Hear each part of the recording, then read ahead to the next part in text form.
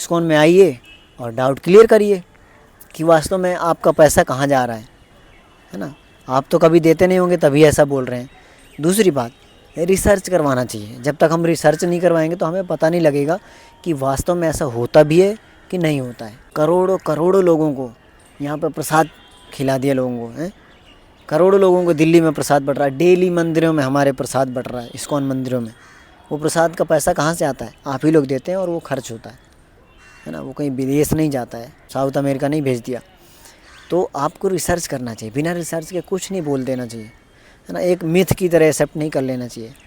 तो मैं तो सभी लोगों से बोलूँगा जो लोग ऐसा सोचते भी हैं कि इस्कॉन पैसा बाहर भेजता है, आप लोग आइए और हमारे मंदिरों में क्या बोलते हैं, सीबीआई जांच, हाँ सीबीआई जांच होती है, सीबीआई जांच लगवाइए कि कितना पैसा बाहर गया, कितना पैसा अंदर आया, कितना पैसा इस्कॉन के अंदर आया, कितना बाहर भेज दिया। सारी रिसर्च करवाना चाहिए, सीबीआई जांच होनी चाहिए, है ना। मीडिया हाउसेस आने चाहिए, फिर पता लगे कि वाह यार इस्कॉन ने तो इतना पैसा भेज दिया। ऐसे बेवकूफ़ों की तरह कुछ भी ऐसे किसी से सुन के एक्सेप्ट नहीं करना चाहिए। जैसे राजीव दीक्षित का बहुत सुना होगा कि वो बोल रहे हैं कि सारा पैसा जितना कोलगेट कंपनी विदेश नहीं भेजती पैसा, उतना इस्कॉन भेज देता है। तो ये डाउट क्लियर करने चाहिए, ऐसे बेवकूफ़ों की तरह कुछ भी नहीं बोलना चाहिए ना, ठीक है। तो अगर किसी को डाउट है तो आप मंदिरों में आइए, रिसर्च करिए, है ना।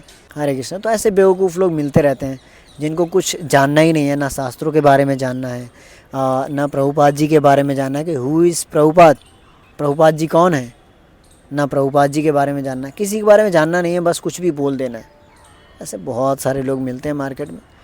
तो इसलिए मैं वीडियो बना रहा हूँ कि आप में से कोई अगर किसी को डाउट हो आप लोग क्लियर कर सकते हैं।